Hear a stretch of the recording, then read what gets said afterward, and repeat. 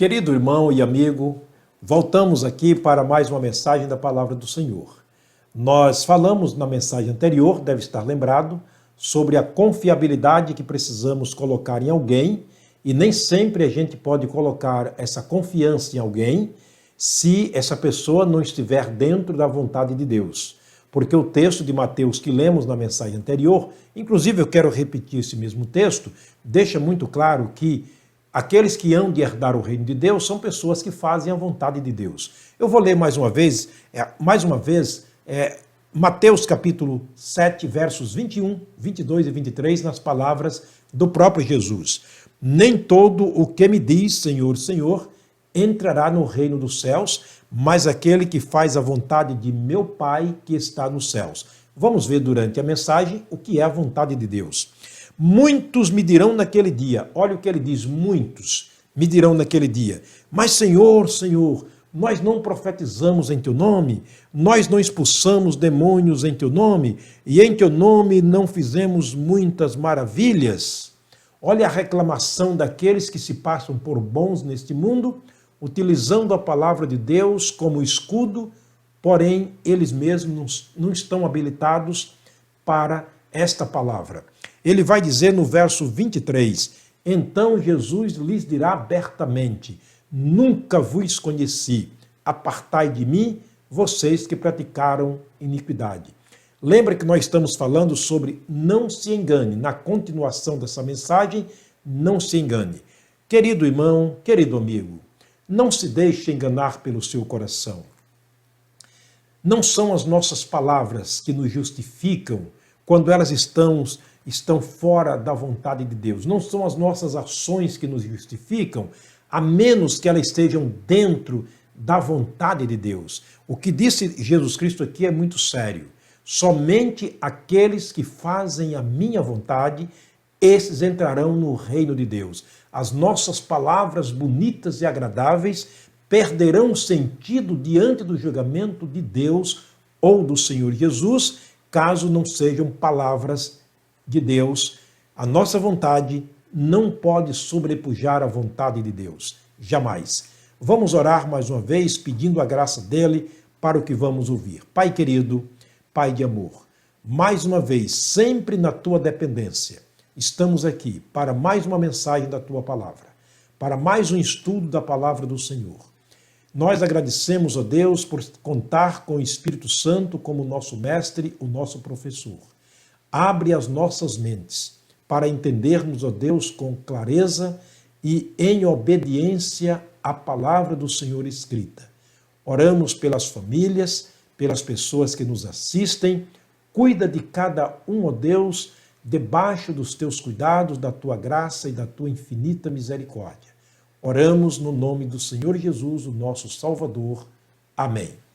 Portanto, meus queridos irmãos e amigos, é muito sério quando tratamos dessa questão da vontade de Deus, porque às vezes a gente se engana. De repente nós nos encontramos fazendo a nossa vontade e pensando que estamos fazendo a vontade de Deus. Vejamos então alguns textos bíblicos que a palavra de Deus fala sobre a vontade de Deus. Olha, é bom entendermos, como disse Jesus, que nem todos os que me dizem Senhor, Senhor, entrarão no reino dos céus, mas só aqueles que fazem a minha vontade. Paulo escreveu um texto interessante para nós, eu gostaria de repetir a leitura do texto, e você então tirará suas conclusões. Ele fala sobre o amor, mas não é aquele amor que nós criamos, o que nós inventamos como uma emoção, como uma atração humana. É o amor de Deus, aquele amor que doa, aquele amor sacrificial, aquele amor que João não teve condição de descrevê-lo, mas ele disse, Deus amou o mundo de tal maneira. Ele não teve uma palavra para definir o amor de Deus, de maneira que se nós pudéssemos então conter a água do Pacífico em uma jarra, também poderíamos aqui conter o amor de Deus em palavras ou em expressões, ou descrevê-lo com as nossas próprias palavras. Portanto, é deste amor que a Bíblia Sagrada fala, é deste amor que Jesus está falando que as nossas obras devem serem feitas. Observa que está fora, então, da nossa capacidade de praticar coisas boas, a não ser que emane deste amor de Deus, esse amor que não se pode medir com palavras, nem se pode medir pela nossa capacidade de imaginação. Paulo escreveu um texto muito interessante sobre o amor, que está em 1 Coríntios, no capítulo 13. Primeira carta de Paulo aos Coríntios, no capítulo 13. Vamos ver o que ele escreveu para nós? Está aqui, 1 Coríntios, capítulo 13. Estou no 12, capítulo 13, aqui.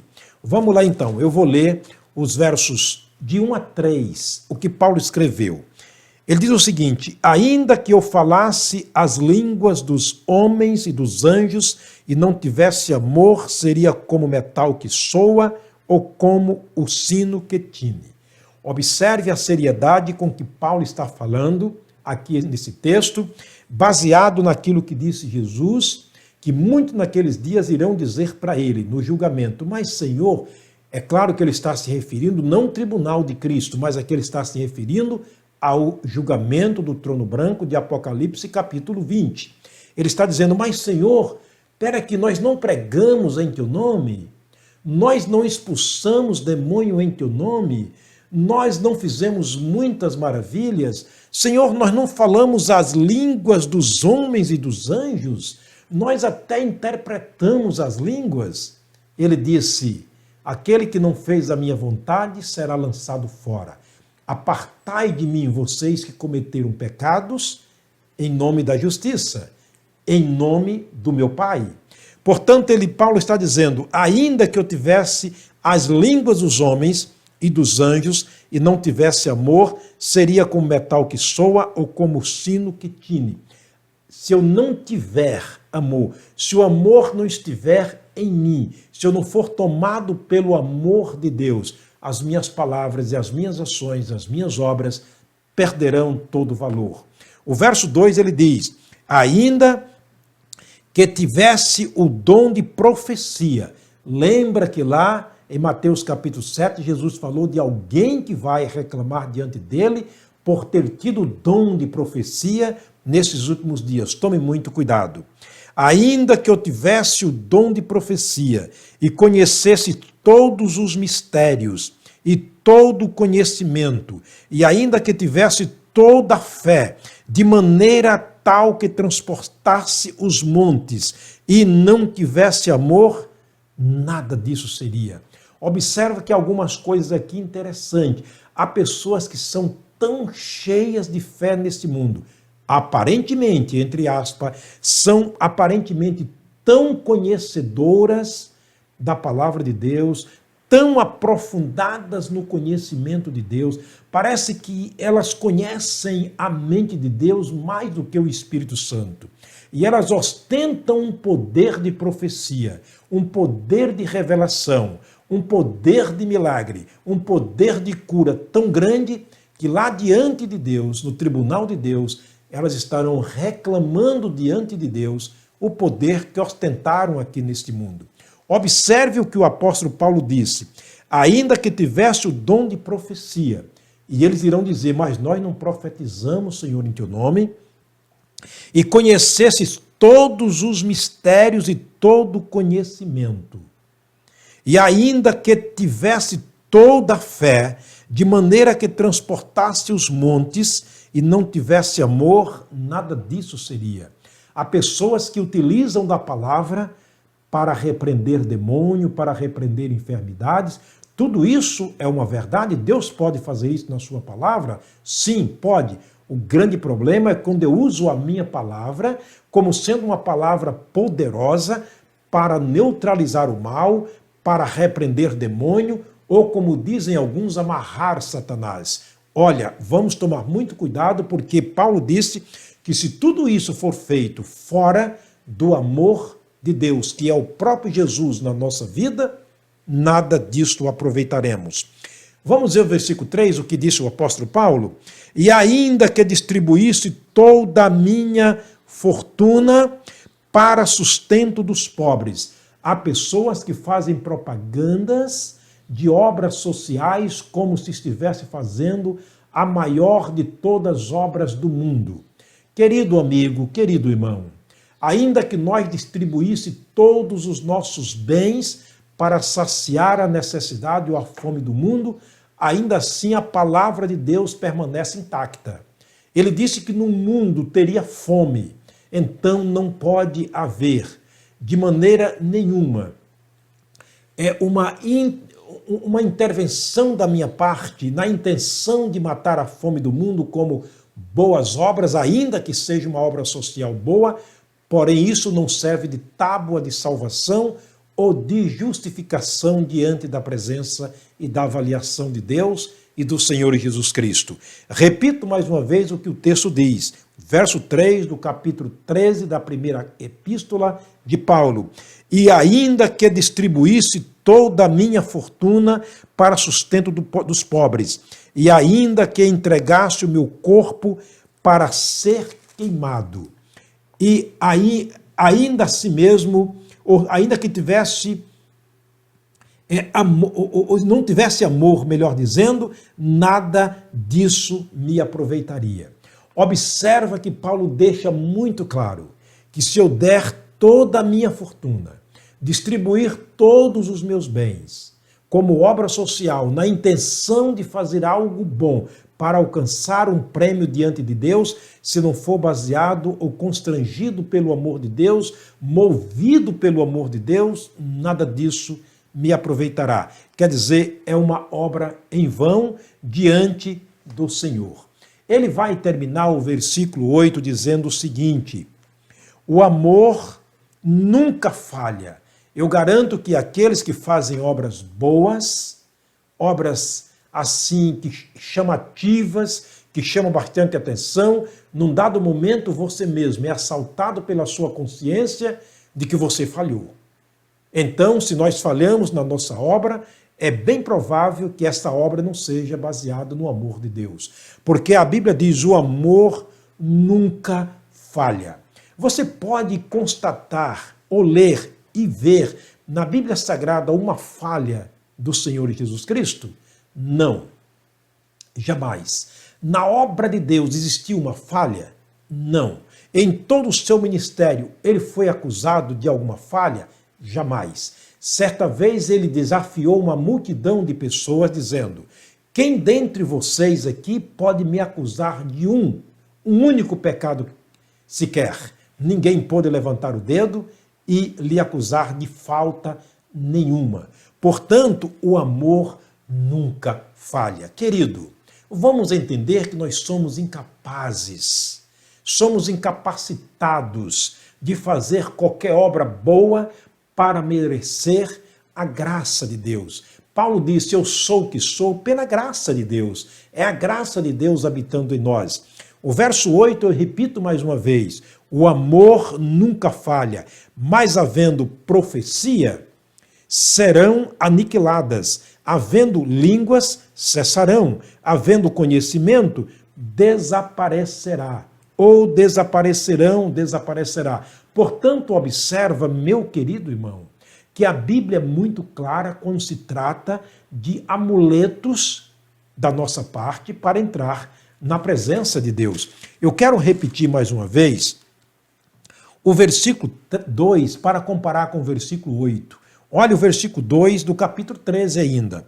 E ainda que tivesse o dom de profecia, guarde isso aqui, ainda que tivesse o dom de profecia, e conhecesse todos os mistérios e todo o conhecimento, e ainda que tivesse toda a fé, de maneira que transportasse os montes e não tivesse amor, nada disso seria. Verso 8, Paulo diz, o amor nunca falha, mas havendo profecia, ela vai falhar, ela vai ser aniquilada.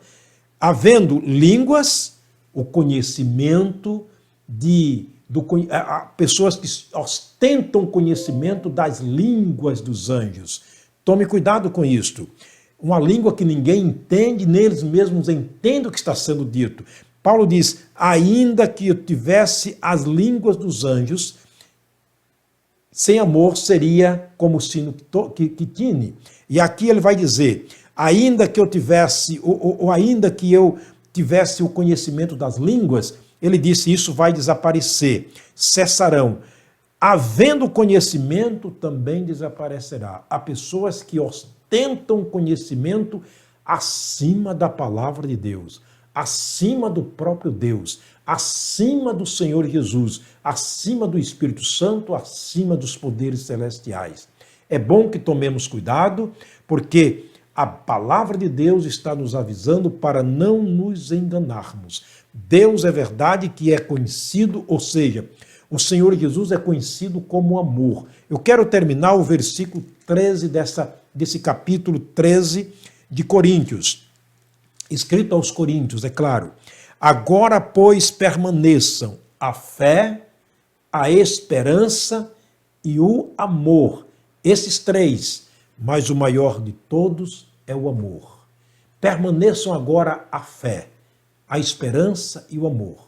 Ele disse os três, mas o maior dos três é o amor. Porque um dia a nossa fé não precisará mais ser usada. Estaremos vendo face a face aquele que um dia nos salvou, aquele que um dia nos chamou, aquele que um dia nos deu a vida eterna, o Senhor Jesus. Porque a fé é o princípio das coisas que se esperam, é a prova daquelas que não se veem. E um dia a nossa esperança também não existirá mais, porque ela não terminou, ela se concretizou. Quando o Senhor Jesus voltar, vermos ele como ele é, como disse João, então a nossa fé não precisará mais, porque agora estamos vendo o objeto da nossa fé, aquele em quem nós cremos durante toda a nossa vida neste mundo. Mas o amor, esse permanece para sempre, porque Jesus é amor. Deus é o amor. João escreveu na sua primeira carta, capítulo 4, versículo 8, dizendo: Deus é amor. Entendamos que Deus não é um amor, ou o amor, ele é amor. Deus, na verdade, ou seja, o amor não está contido em Deus. Não, Deus é amor. Portanto, ele permanece para sempre. Querido, irmão e amigo, somente Deus